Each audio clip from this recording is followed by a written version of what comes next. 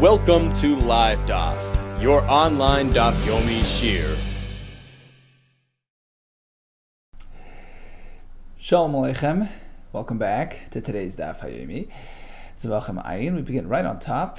Hainami typically. Now, we're in the middle of a complex back and forth. Let's perhaps take stock before we begin. So the starting point, the trigger point of our discussion was a machlokes back in the Mishnah regarding a bird which was discovered to have been a treifa. Treifa is a bird with a critical, wound, which makes it usher to eat, right? So after the shechita or the malika, it was discovered as a treifa. So of course it's forbidden in terms of eating. The question is regarding tumah. We know that there is a unique type of tumah applicable to a dead bird. Mitame bebeis habliya. Not upon touching or lifting, like by an animal. Here it's exclusively upon swallowing, upon eating it. And that of course only applies to a kosher bird that had died, but not to a non-kosher bird, as we learned yesterday. So what about a bird that didn't really die? It experienced shechita or malika, but then was discovered to be a treifa, so the act of shechita didn't really benefit the bird too much in terms of edibility. But does it spear it from tumah of nevela, or is it simply a dead bird? Rav Meir says it's tahar, it's speared of that tumah. And he learned it from a pasuk which compares the behema to the oif, and just like by a behema, after shechita, even if it were to be discovered as a treifa, would still be tahar. The same applies to a bird. Rabbi Yehuda, however, presented a source to support his shita, his position, that in fact a bird, even after shechita, since it was discovered to be a treifa, shechita is ineffective, so to speak, and it's deemed a dead bird, and is mitame bebeis habliya. Where's his source? Because the pasuk, in speaking about this dead bird, which is mitame bebeis habliya, mentions nevela utreifa. And the question was, why the word treifa? It's extra to tell you lahavi treifa shenishchata. Even if the bird experienced shechita, but if it was deemed a treifa, it still has that tumah. And the Gemara did go through a lot of different steps, and including the fact that according to Rabbi Yehuda, how does he know that a non-kosher bird, if tameh, that died, will not have that tumah of beis habliya? That's based on the word nevela treif. The word nevela tells you only a kosher bird which has an issue of nevela, which becomes asr when it dies, then the tumah of beis habliya applies, but not to a non-kosher bird which is asr to begin with. It has no issue of nevela per se. Now, this is regarding one halacha, a bird being mitame bebeis habliya. Let's shift for a second to another halacha, which we discussed yesterday as well. A different pasuk talking about chelev. Chelev, the fats of an animal that died, although the animal itself is mitame, but the chelev is a separate component, a new entity. It's not like the flesh. It's not mitame. Again, that's only if it's a kosher animal that died.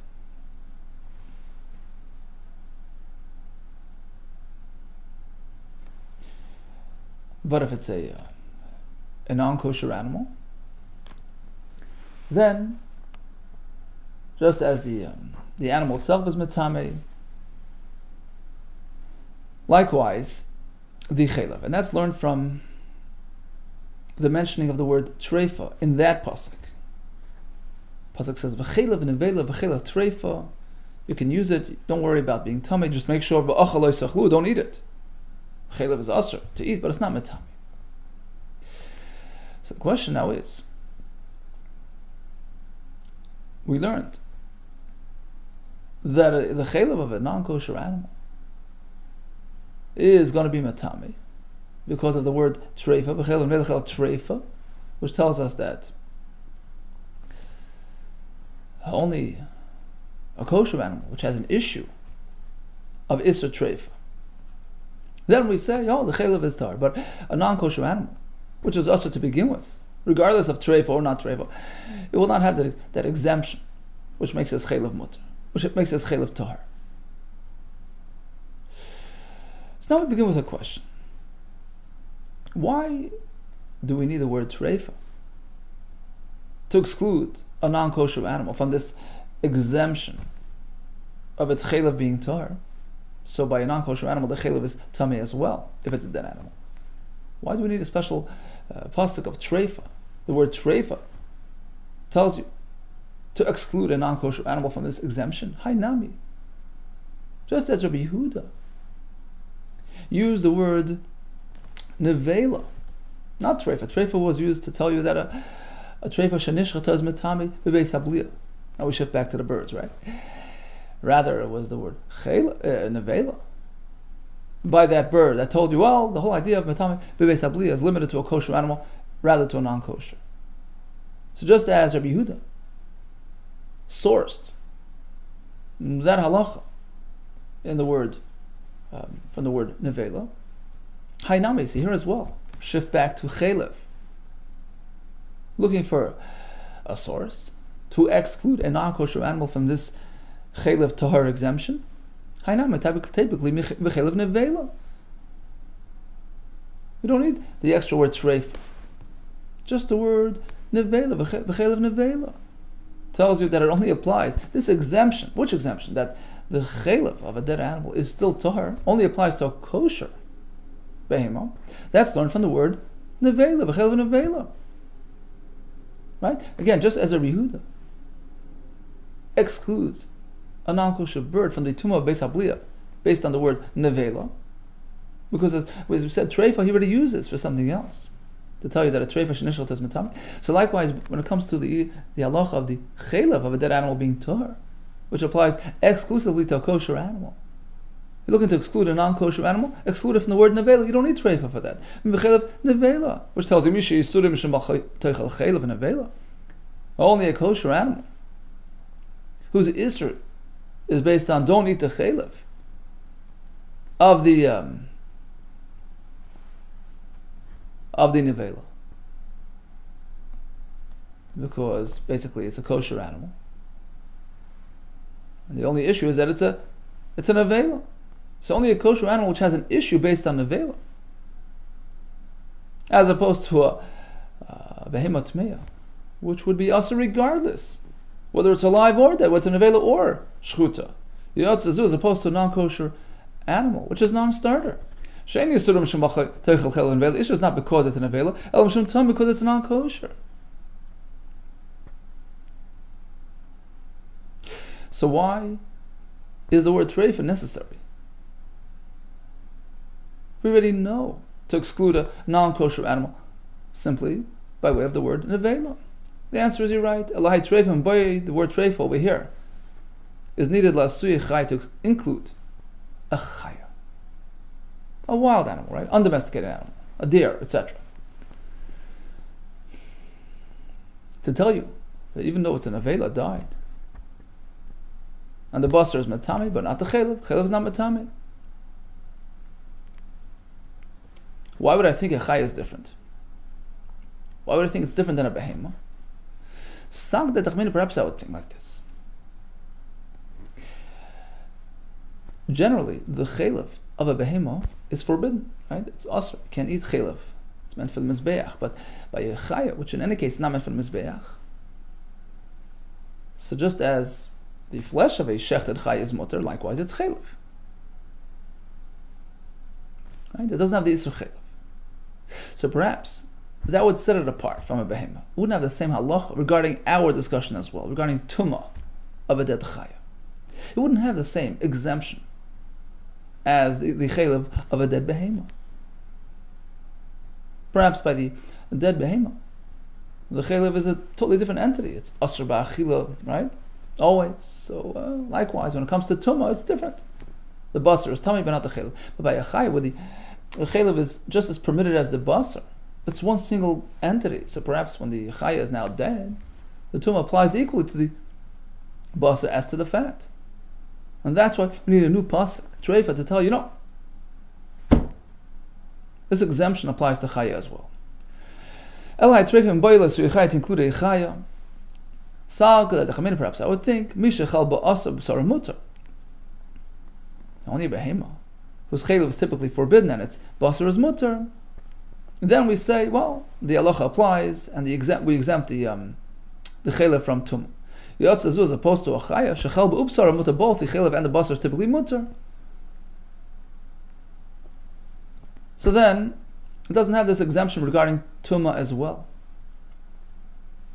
Right? Because the pasuk says, look, make sure not to eat the chaylev. Right? It's Torah, but don't eat it. Indicating we're speaking about a behemoth. That's why we need treifa to include a chaya. Amalei says, Maishna. How could you in fact include a chaya in this exemption? You're agreeing with me that a non-kosher animal is not going to be included in this exemption, right? Why? Maishna tmei. Why is it tmei not included? The ein chel b'chalak m'psara. Because the tmei in totality is asr, whether the chaylev or the basar. So this pasuk, which tells you, like, you don't eat the chaylev, is telling you, well, the chaylev is asr, but the basar is mutar. Apparently, it's a kosher animal, as opposed to non-kosher. Chaya nami, same with the chaya. The basar and the chaylev are in the same boat, like we explained, right? Ein chelba chalak m'psar. Its chaylev is not different than the basar. V'oid, and furthermore, a more direct question. Look at the pasuk. How the pasuk says, "V'achal lo yisechlu." The chaylev is not going to be matame, but make sure not to eat it. Clearly, we're speaking about chaylev of a behemoth, which is forbidden, not a chaya. So that's off the table. You can't include chaya in this exemption. So back to the question: why the word treifa? It's extra. Elan Rabbaye treifa l'gufa isrich. It's needed for its own sake. That the chaylev of a dead treifa, a kosher animal, which died and then was discovered to be a treifa, its chaylev is also tahor. Don't think it's different than a regular, conventional, healthy animal. It's needed for its own sake. You shouldn't suggest just like a non-kosher animal doesn't have this exemption. So just like a non-kosher animal which is asur during its lifetime, a treifa asur mechaim, likewise a treifa is asur during its lifetime, right? It's something which is prevalent during its lifetime. Perhaps we should compare the two. Just like the chaylev of a non-kosher animal who died is tummy, likewise by a treifa. And that's why the pasuk has to specify, no, the chaylev of a dead treifa is tahor. Okay, now let's shift back to the birds. So according to Rabbi Yehuda, we had that extra word treifa to tell you that a bird, even after shchita, but was discovered to be a treifa, is metame bebeis habliya, and was extra. Why is it extra? If that's the case, hainami, the word treifa backed by the birds, is also unextra. It's also needed for something else and unavailable to support Rabbi Yehuda's position. It's needed to tell you that you shouldn't think to compare a treifa to a non-kosher bird, because as we explained before, only a kosher bird that died is matame bebeis habliya, but not a non-kosher bird. Interesting. So in both cases, regarding the tumah of a bird beis habliya, we exempt a non-kosher bird, and likewise, on the negative side. But when it comes to the here it's a positive, but there by the chaylev it's a negative, that the chaylev of a dead kosher animal is not matame, but the chaylev of a non-kosher dead animal is matame. Interesting. Okay, in any case, we shouldn't say back to the birds, we should compare a treifa to a non-kosher bird. Just like a non-kosher bird is forbidden, likewise a treifa. Just like an iftami ena matame is not matame beis habliya, likewise af treifa. A dead treifa should also not have that tumah of beis habliya ena matame. So the word treifa is not extra. Voida, another question. How could you even suggest to learn treifa from tame, which necessitated these words of treifa? Why would I even compare treifa to a tmeya, which is the basis for our premise here? Why? Why would you compare? They're incomparable. They're two different worlds. Non-kosher animal never had a moment in time of potential edibility. It was always tummy from day one, as opposed to a treifa which developed a wound. It's better off. It has at least a moment in time where it was suitable, so it's not as bad. Perhaps you'll say treifa mi beten. What about a treifa from birth? He was missing, a lung. Well, still, it's not as severe as tmeya. But mina, in its type and its species, miya yika, you still have those that had a shasa kosh, had a moment in time that they were suitable. So you can't compare. So now back to the question. Let's shift back to the chaylev discussion. The chaylev and avelo treifa. It's not matame. Don't eat it, but it's not matame. Why the word treifa? We thought to cover the treifa, I would think it's comparable to the tmeya. It's not comparable. So it's unnecessary to speak about exempting the chaylev of a treifa from tumah. It's obvious. Elama Rava, let me tell you why the Torah speaks about nevela and treifa when it comes to the chaylev. A totally different point. What happens if one eats chaylev? Committed a severe transgression. What if it's chaylev of a dead animal? Or chaylev of a treifa? Does he get a double transgression? Does the isra of nevela, which applies even to basar, does it sort of apply itself to the chaylev as well and makes it double? Makes for a double sin? Yes, that's the point of the pasuk. Torah is teaching us, Yava isra nevela. Once the animal dies, the isra of nevela, of eating a dead animal, applies itself. Applies itself on the standard isra of chaylev. And by eating it, he has transgressed a double avera, one chaylev and one treifa. Same with one chaylev, one avera. Same with isra treifa. The Torah is teaching that yavai isra treifa v'yochel isra chaylev. Treifa lands on chaylev, and they're both needed. I can't really learn one from the other. It's richi. The yashmin and nevela. The Torah only speaks about nevela landing on the chaylev. Nevela is powerful isra. It's matame things.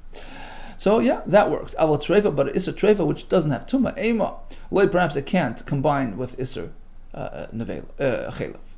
On the other hand, v'yashmin treifa, the Torah only speak about the treifa joining isra chaylev.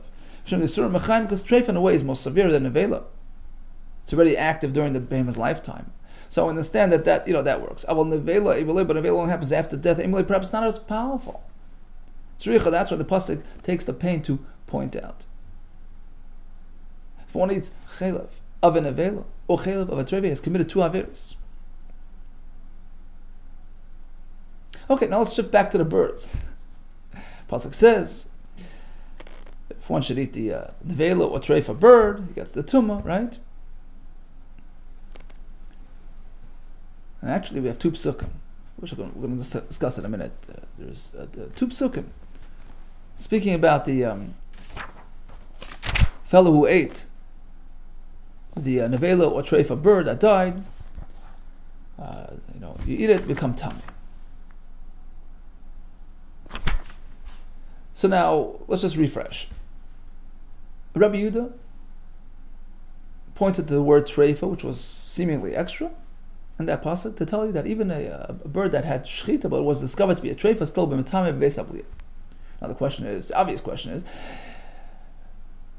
what would Rameya do with that extra word? Rameya was the one who says, no, a bird that had shchita is tar, even if it was discovered as a treifa. Rameya, treifa ma'yavadli. What does he do with the extra word treifa? Barely needs it.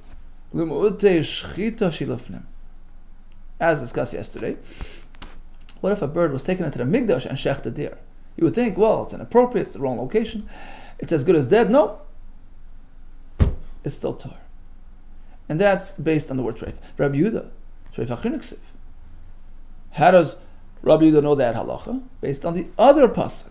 Okay, we have two psukim regarding the nevela treifa bird that shouldn't be eaten and that is metame. So the next treifa tells you it covers this case. Rav Meir, okay, now Rabbi Meir has an extra treifa. Well, he says, one is coming to exempt a bird that was shechted in the azara, it's not metame. V'chad l'mutei oif tami. One is to tell you that only a kosher bird will feature this tumah beis habliya, but not a non-kosher bird. As we discussed yesterday, it's based on the word treif. No, so now Rabbi Yehuda is sort of one down, one short. Rabbi Yehuda ben nevela nafkle. He says, well, it says nevela in the pasuk to tell you that only a kosher bird which has an issue of nevela would be included in this halacha of tumah beis habliya, but not a non-kosher bird. Rabbi Meir, no, now he has an extra pasuk. Hi nevela, what does he do with the word nevela? L'shir achila b'kazayis, to tell you that the tumah that one absorbs from the oif tummy upon eating it must involve a proper act of achila, which is halachically regarded as an act of achila, an amount which is a kazayis. Ask the Gemara, but now we're focused on the second pasuk, the extra pasuk, right? V'tepik mikra kama. That could be learned from the first pasuk. Even in the first pasuk, it says, well, if one eats the nevela, well, eating means a shira kazayis. We don't need a separate pasuk for that, right? We'll focus now on the second pasuk. Rabbi Yehuda says the word nevela in the second pasuk tells you the other halacha. Rabbi says this for kazayis. In the first pasuk, the word achila is already mentioned, which means a kazayis. Says Rameir, we still need two psukim. Chad l'shira achila b'kazayis. There are two elements of importance. Two achila properties that have to be kept in mind. One is the amount, shir achila b'kazayis. V'chad, one is duration, how long it takes to eat that kazayis. L'shir achila v'chad l'shir achila b'chtei achilas pras. The amount of time that it takes to eat a half a loaf of bread, a meal time. He must have completed that kazayis of the oif within that prescribed period, 4 minutes, 9 minutes, depending on the shittas. So two psukim. One is to tell you the amount. One is to tell you the amount of time.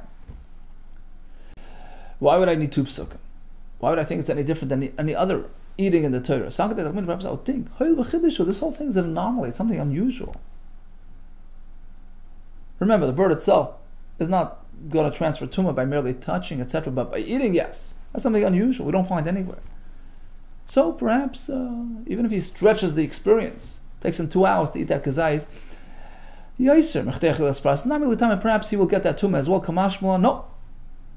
Comes the Torah twice and says, look, eat. One is for the amount, one is for the achilas pras. Okay, so we had a lot of back and forth and discussions about psukim. Let's just try to encapsulate what happened here. So the trigger point was, of course, the Mishnah, where we learned that a behema that had shchita is, of course, spared of any tumas nevela, even if discovered to be a treif. That's learned from a pasuk, v'chiyamas mina behema, as we learned yesterday. What about a bird in the same situation? Rameir says, tar. Based on the comparison between the oif and the behema, that was the pasuk yesterday. Rabbi Yehuda says, well, look at the word treif on the pasuk, which is extra. Even an oif that was nishchat but discovered to be a treifa is metame. Now all agree that the tumah of beis habliya by a dead bird only applies to a oif tahar, kosher bird, as opposed to a non-kosher bird. Now all agree that you need a shir achila b'kazayis and b'chtei achilas pras. It's only that Rameir needed two psukim, one for either halacha. Rabbi Yehuda says, no, it's obvious. Once you know one, you know the other. Leaving him with an extra pasuk, the word treifa, to tell you a treifa shenishchata is still metame b'beis habliya. Now we shift over to the chelev discussion again. So the Torah is telling us a chiddush, even an avela, an animal that died, whose basar is metame, but the chelev is a totally different entity, it's not metame. But again, this only applies to a behema tahira. By a chaya, it's not so. By a behema tmeya, it's not so. Here comes a discussion about that. Tana Rabbah. The chelev nevela b'chelev treifa. The chelev of an avela is not metame.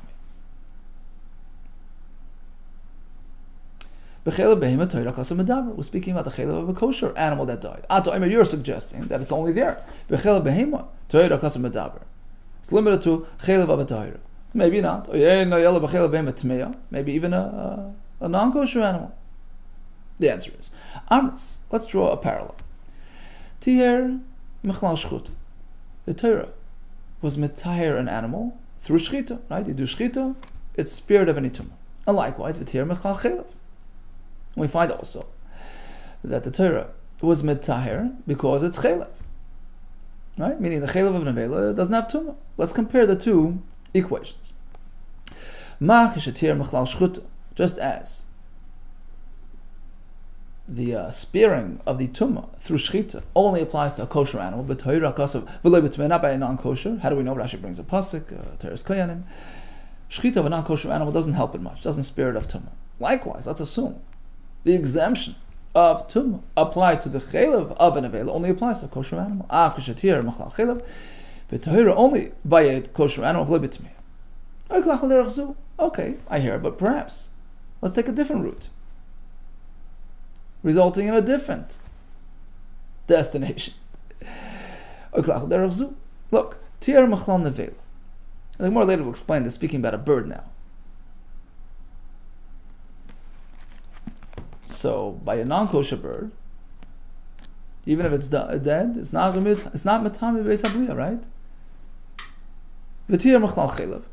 And likewise, we find over here, there's an exemption from tumah due to the fact that it's chaylev.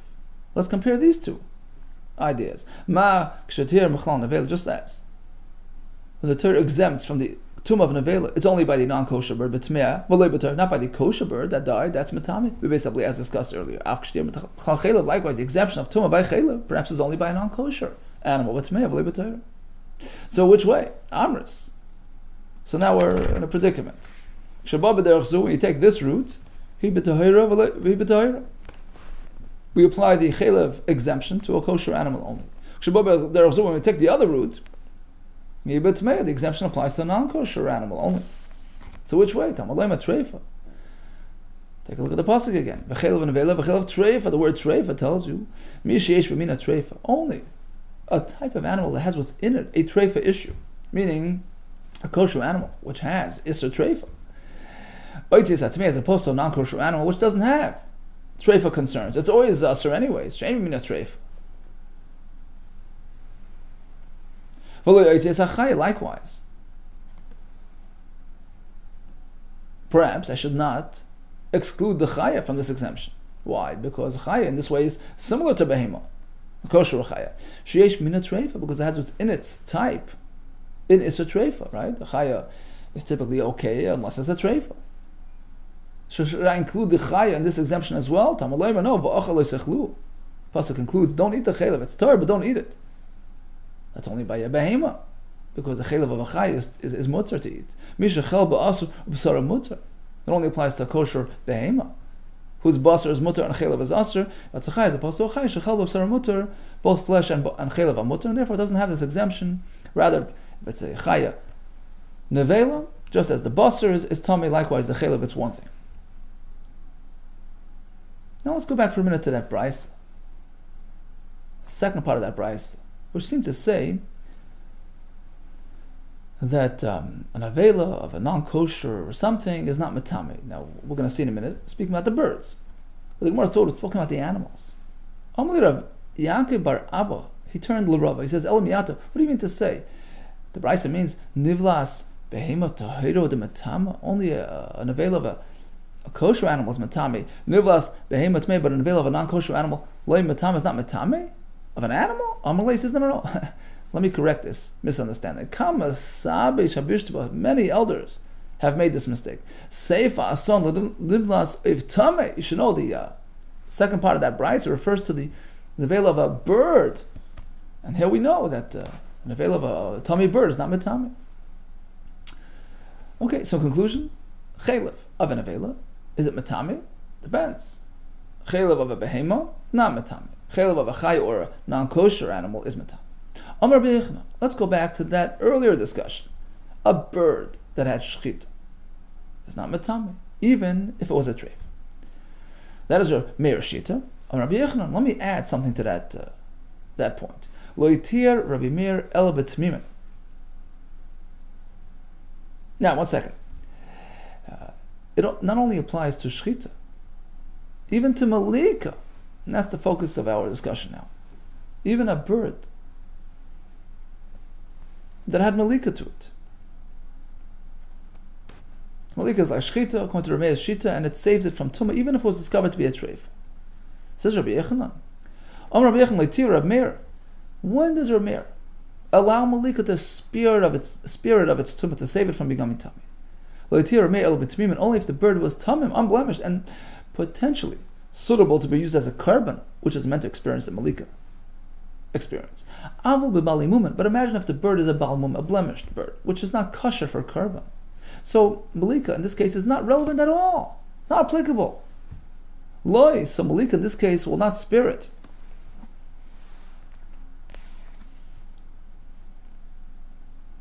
from becoming tamei. Okay, so you have a bird that was a balmum, experienced malika, it's metame. Rabbi Lezer, I'm not feeling b'bali mumen. He says no. Even a bird which is a balmum and not suitable for hakrava, it doesn't really matter. It's not metame, because after all, the act of malika is a valid process that applies to karbanes, so by extension to any bird, to the extent that it will save it from being considered dead and nevela. Afilu bali mumen itmarnami. Likewise, we have another saying from other chachamim to this extent that Amra Belazar, Mitai. This is Rab Meir speaking again, right? Rabbi Lezer, Mitai hoy Rab Meir, afilu bali mumen. Rab Meir would apply the tahara even to a blemished bird. Listen to this. Afilu ba'avazin v'tarna goylen. Even if he did malika to a goose, to a duck, to a chicken, which never belongs on the mizbeach, right? Still, the malika will spare it from being considered a nevela and tumas beis habliyah. Amazing. Why? Because the fact is, it is in the bird species. It's a type of bird, a type of fowl, right? And malika typically applies to some extent to birds in the Beis Hamikdash. So likewise, at least this much, it will spare it from being considered nevela, and it will not be metame. Boy, Rabbi Yirmi. Oh, here comes Rabbi Yirmi with an interesting question. Let's shift over to a totally different topic, but the underlying concept will connect. So if a fellow was found, a victim was found on the road, killer unknown, the closest city brings an egla arufa, a calf, which is beheaded in a very specific way, right? To take responsibility for what happened and to atone for it. So as we're going to see later, right, this act, this beheading is called arifa. If it was done properly, the animal now is not metame. It's not metame, it doesn't have to. But Rabbi Yirmiyah, Araf is ma. What if instead of doing arifa on the calf as prescribed, they did that arifa on an aiz, on a goat, a totally different animal? Ma, what's the status now? Is it going to be metame or not? Perhaps, just like Rab Meir says, that the act of malika could even spare a chicken from tumah. Why? Since the concept of malika applies to fowl in the Beis Hamikdash, where appropriate. Right? So likewise, the arifa, which is a prescribed act in this type of circumstance, will spare the calf from becoming tamei. No, even if it's a different type, if it's a goat, will have the same effect. Or shall we say no? Let's see. Ma, what's the halach? Avazim v'tarna goylim. Malika spares the avazim and tarna goylim. Tamei, you know why? The meaning life is nino, because they're a type of bird. So they're close enough to the real thing. Aval is lavmina de eglu, but doing a reef on an a is a totally different type of animal than a calf. So it's totally ineffective. Or you can say, oh, it's close enough. It's still a behema, mina de behema, it's still a behema, like the calf is. You also Rav Dimi. So Rav Dimi was sitting in Kamal Ashmat, and he presented this question. Amalei Abai responded, based on what you're saying, I'm deducing that that if an egla was done properly, it's not metame. I mean, that's the basis for your question. Mechalal, do you mean to say the egla rufa toiri? That egla rufa is tar? Amar Le'eni says, yeah, 100%. Amid Rabbi Yanai, as was learned in the Beis Medrash of Rabbi Yanai, kapara. The pasuk says, kaper lamcha Yisrael. It has the power of atonement like a carbon. Kapara ksivo kekachim. So it's compared to a carbon, which is not metame. Likewise, this one's not metame, if done properly. The question is if it was done in this way. Masir Rav Nasan Avua Rav Huna bar Nasan. I had a question. So an egla rufa properly processed is not metame. We have a brayso again regarding the chaylev over there. So the chaylev, right, of the behemoth Torah that died is it's not metame. Make sure not to eat it, but it's not metame, right? Ainly ela chaylev she'asur b'achila umuter b'hana. Perhaps this exemption from tumah by chaylev is only by chaylev, which is asur to be eaten from an avela, but it's still muter b'hana. As the pasuk there says, use it for your own purposes, right? Process your hides or whatever. So the exemption of tumah applies there. But what about chaylev of an animal, which is not only asur to eat, but also to even have benefit from? For instance, chaylev shel sher haniskal, the chaylev of a stoned ox that gored and right is now asur b'hana, or the chaylev of egla rufa, our egla rufa here, which is asur b'hana. Minayin, how do we know that they're tahir as well? Talmud Laima kol chaylev. The pasuk there says kol chaylev, any chaylev, even the ones that are really forbidden for achila and hana, they're still tahir. So despite the chaylev being from an avela, right, which is tamei, the chaylev is different, it's tahir, as we explained earlier. Which indicates that we're speaking about chaylev of an egla rufa, which has tumah, right? But the chaylev is not tumah. But you tell me the egla rufa itself doesn't have tumah at all. It's like a carbon, right? According to what you're telling me, that egla rufa tahirahi, that properly processed egla rufa remains tahir, doesn't get tumas nevela. So why does the pasuk have to point out? Well, you should know the chaylev of an egla rufa is tahir. The whole thing is tahir. He tahir b'chel b'tamei. How can you entertain that the the actual flesh, the animal is tahir, but the chaylev should be tamei? Obviously not. The answer is hechad araf me'araf. If the arifa was done properly, you're right. You don't need a pasuk. Of course, the whole thing is tahir.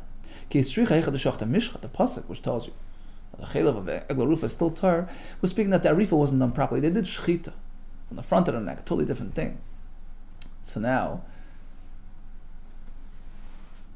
since it wasn't done properly, it has the din of an avela, and it has tumah, and still, despite the fact that it has tumah and it has isur hana, the chaylev is still tahir. Ask the Gemara.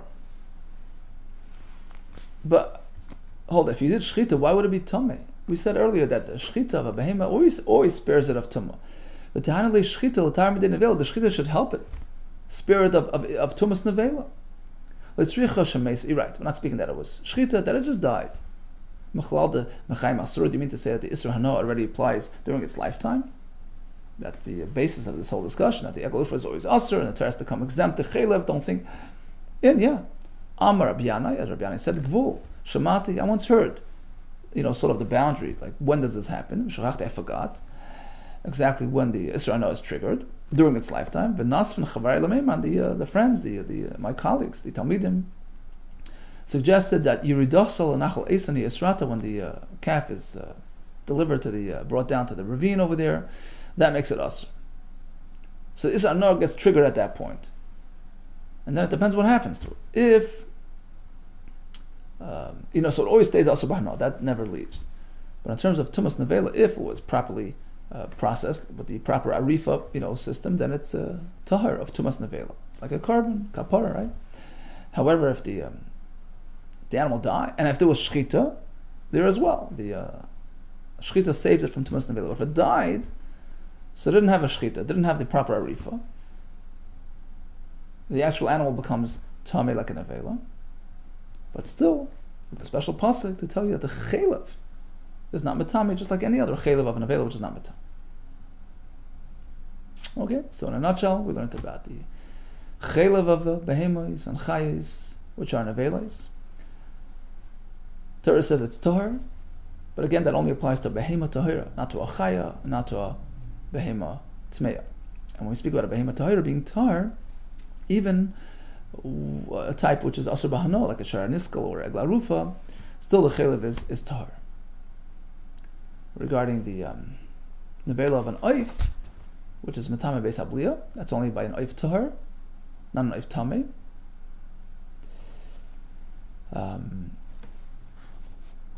What about an oif that was nishchat or nimlak, according to Rameir, that would spirit of nevela, a status, according to Yehuda, is still metame beis habliya. Hadron loch, chatas oif. All the best, even atzlachara.